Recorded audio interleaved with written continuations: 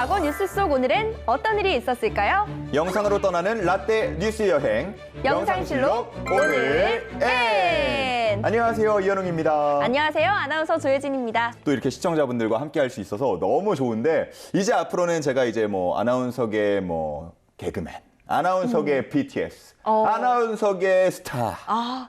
꿈이 이런 굉장히 욕망이 많으시네요. 네. 꼭 2022년에는 이루시기를 네, 제가 응원을 한번 말이 해보겠습니다. 안 나오죠? 네. 네, 진심이 아니니까 말이 안 나올 거예요.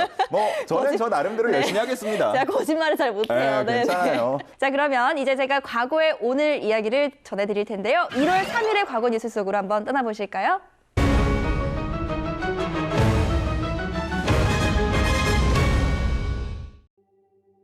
기원전 1361년 9살 무렵의 왕위에 오른 투탕카멘.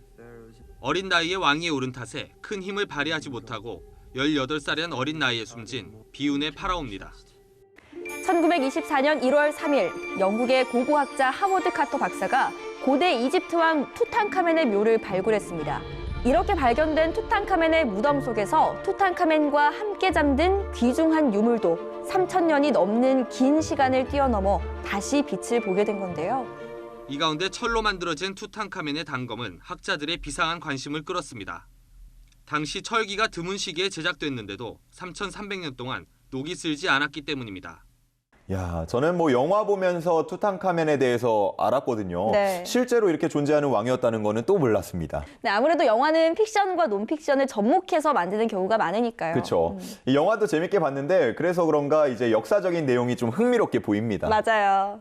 묘 앞방에는 사자 모양의 침대를 비롯 가구 여러 점과 168cm의 미라가 여러 겹으로 쌓인 채 안치돼 있었는데요.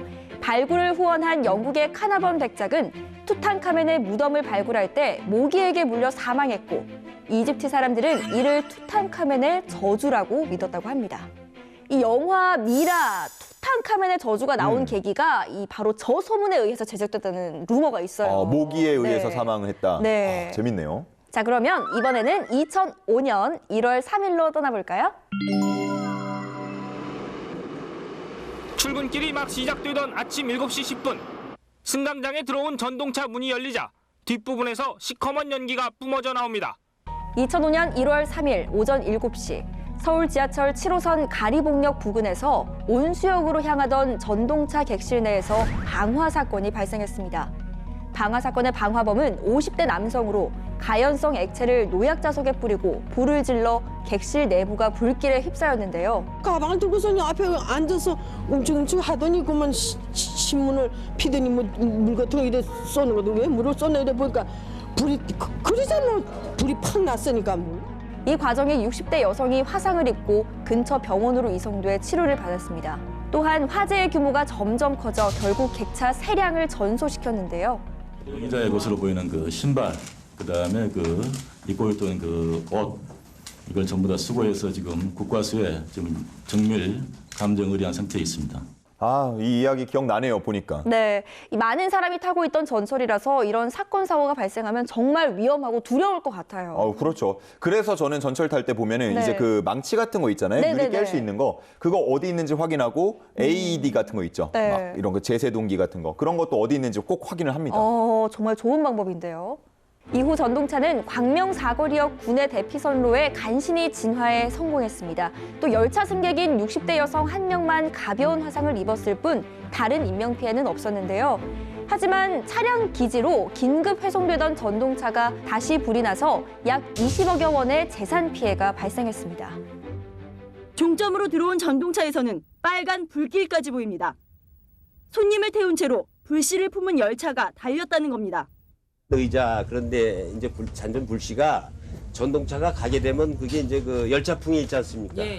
열차풍에 의해 가지고 이게 다시 이제 진짜 너무 저런 거는 보면은 화가 납니다. 일단. 네.